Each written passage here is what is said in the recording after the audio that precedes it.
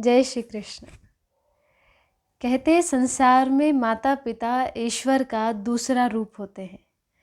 जिस व्यक्ति के साथ उसके माता पिता होते हैं वह संसार का सबसे संपन्न व्यक्ति होता है। सबसे सुखी व्यक्ति वही होता है जिसके साथ उसके माता पिता होते हैं। जिस घर में माता पिता खुश है उस घर में हमेशा लाभ ही लाभ होता है। तो इसीलिए प्रयास करिए कि हमारे माता पिता सदैव प्रसन्न रहें।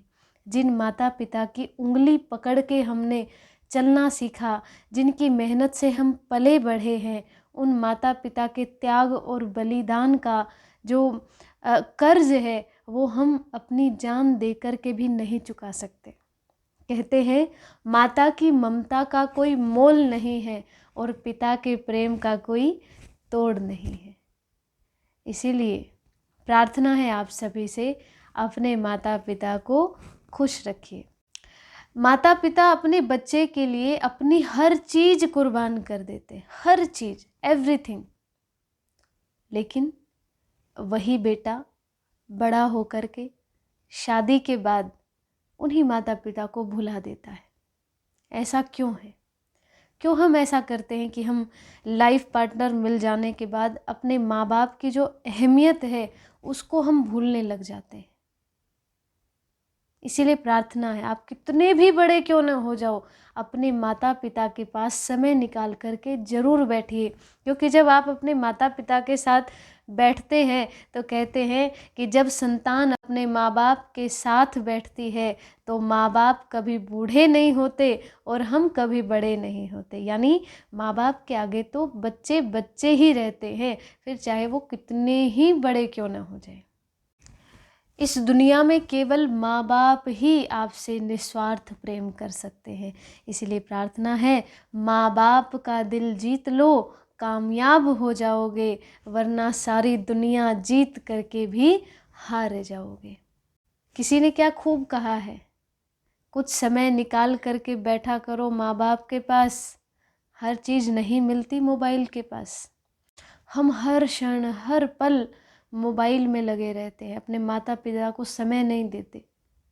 क्या हर चीज़ मोबाइल में आपको मिल जाएगी? वो प्रेम, वो ममता नहीं, कहीं नहीं मिलेगी। आजकल मुझसे एक प्रश्न बड़ा किया जाता है कि आज के समय में हम माँ बाप की अहमियत भूलते जा रहे हैं, माँ बाप को बड़ा हर्ट करते जा रहे हैं। और केवल बेटे नहीं, बेटियां भी, बहुएं भी, चाहे वो अपने जन्म देने वाले माँ बाप हों या फिर हमें जो विवाह के पश्चात हमारे धर्म के माता पिता मिलते हैं, चाहे वो हों, हम किसी का भी दिल दुखाने से बाज नहीं आते। आखिर ऐसा क्यों है? क्यों हम लोग उनकी अहमियत नहीं समझते, जिन्होंने हमें सब कुछ दिया, अपनी ज़िंदगी हमारे ऊपर न्यौछावर कर दी। आज वही माँ बाप हमें बोझ लगने लग जाते। क्यों? यही प्रश्न मुझसे कई बार काफ़ी लोगों ने कहा कि दीदी आप इसका जवाब ज़रूर दीजिए और समझाया करें लोगों को कि अपने माँ बाप की, अपने सास ससुर की रिस्पेक्ट करें, उनको उनकी सेवा करें, क्योंकि माँ बाप बार बार नहीं मिलते।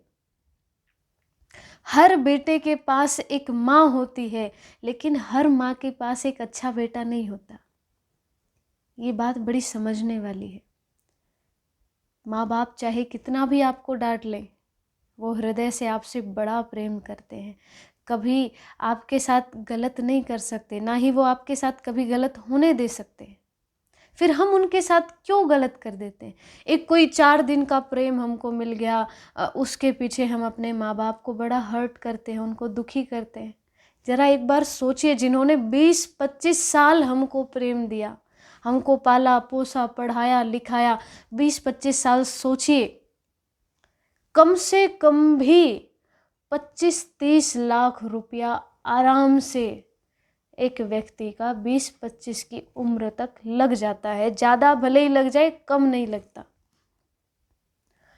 कमाते हैं, मेहनत करते हैं, मजदूरी करते हैं, चाहे जो भी करें, अपनी संतान के लिए सब कुछ करने को तैयार रहते हैं। और हम 4 दिन से मिले हुए किसी दोस्त, किसी प्रेमी के लिए उन्हीं माँ बाप को 1 सेकंड में त्याग देते। कि मेरे लिए मेरा पार्टनर जो है वही सब कुछ है, अब आप कुछ नहीं है। ज़रा सोचिए, क्या ये सही बात है? अपने हृदय से विचार करिएगा, और अगर ये बात आपके दिल पर लगे तो इसको दिल में बिठा ज़रूर लीजिएगा। एक छोटी सी स्टोरी आपको सुनाती हूँ जो कि सच्ची है, और आप लोगों ने अपने आस पड़ोस में, जानकारी में आप लोगों ने ऐसा कुछ देखा भी होगा। एक कोई कन्या अचानक अपने पिता के घर आती है, वरमाला पहने हुए है, चूड़ा पहने हुए है, मांग भरे हुए है, और आकर के अपने पिताजी से कहती है कि पिताजी, मैंने विवाह कर लिया।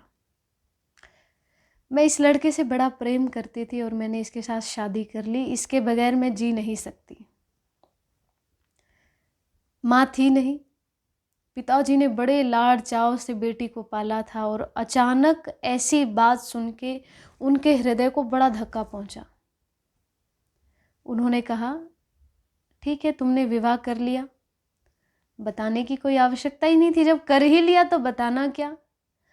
अब यहाँ तुम्हारी कोई जगह नहीं है, चले जाओ, मेरे घर में नहीं रह सकते। बेटी अपने पति के साथ अपने पिता को ठोकर मार के वहाँ से चली गई। पिताजी, मैं तो इसी के साथ रहूँगी, चाहे जो हो जाए। चली गई।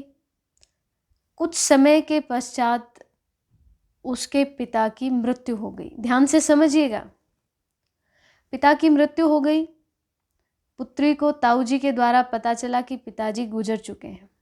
इकलौते पिता ही थे जीवन में, और दुर्भाग्यवश जिस व्यक्ति से प्रेम विवाह किया था और जिसके लिए अपने पिता का त्याग किया था, वो व्यक्ति उस स्त्री का त्याग करके जा चुका था किसी और प्रेमिका के चक्कर में।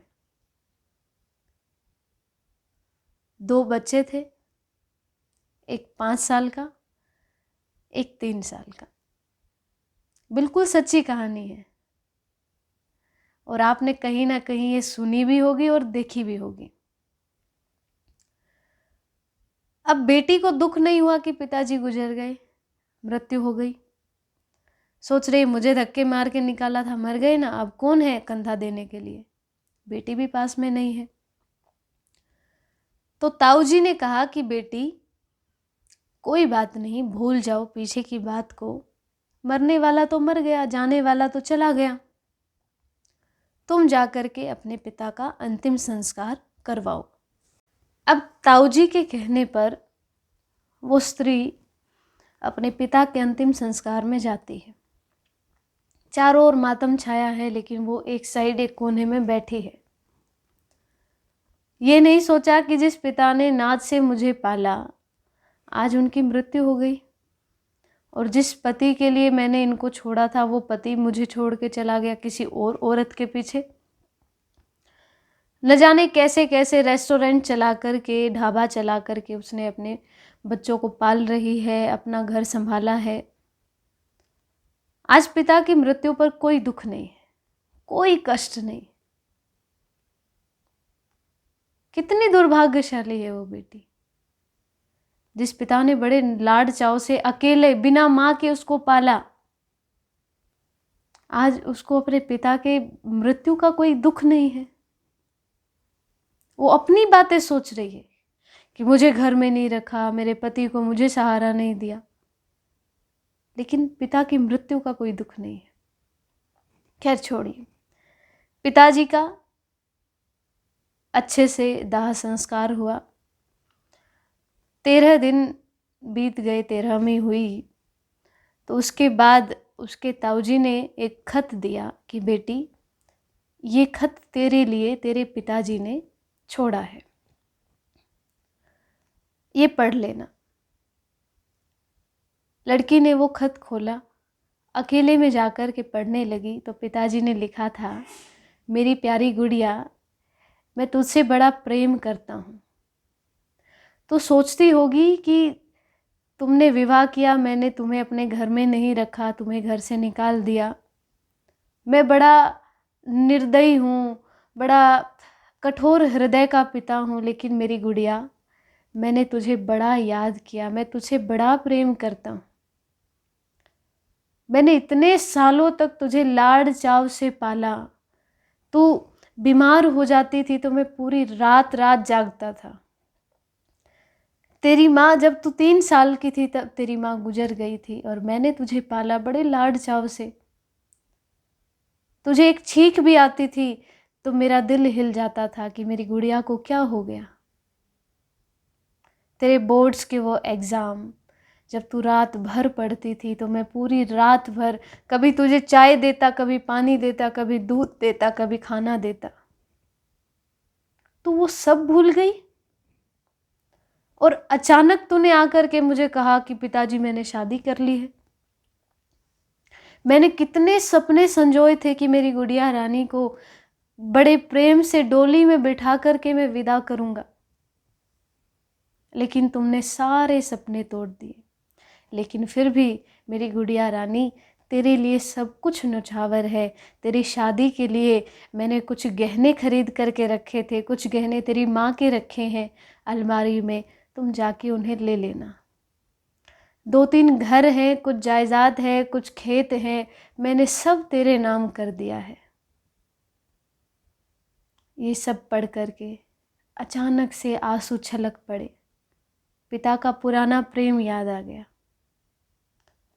ताऊ जी आए और आकर के कहा कि बेटी, तू क्या सोचती है कि तेरा पिता तुझे भूल गया? हर क्षण तेरे ऊपर नजर रहती थी।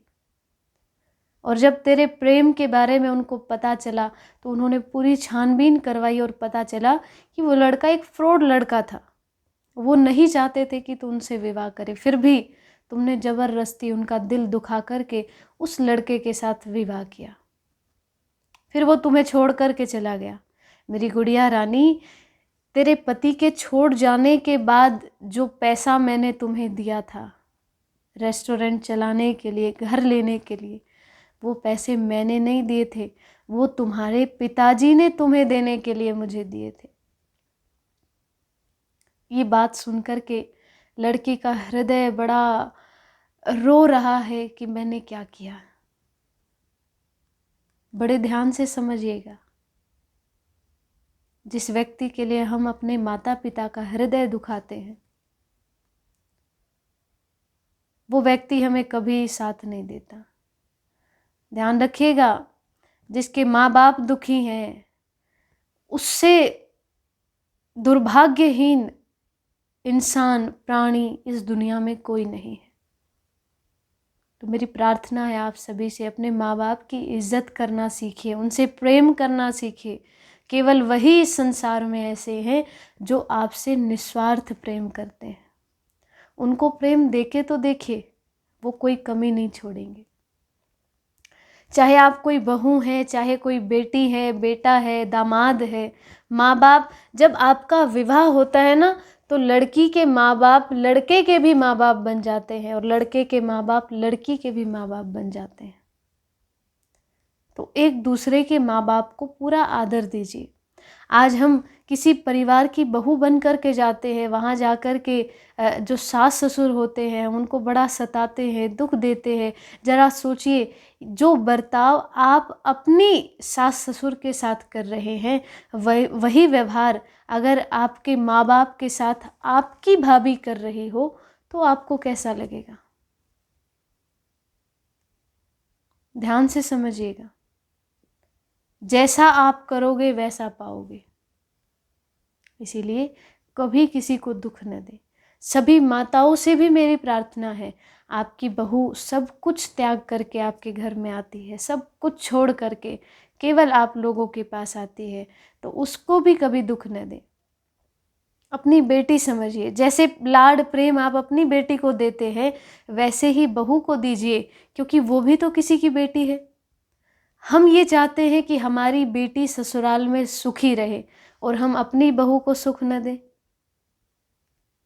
तो हर माँ बाप का ये स्वप्न होता है कि उसकी बेटी सदैव खुश रहे, और हर बहू का भी, हर बेटी का ये स्वप्न होना चाहिए कि उसके माँ बाप, चाहे वो जन्म देने वाले हों या विवाह के पश्चात मिलने वाले सास ससुर हों, वो भी खुश रहें।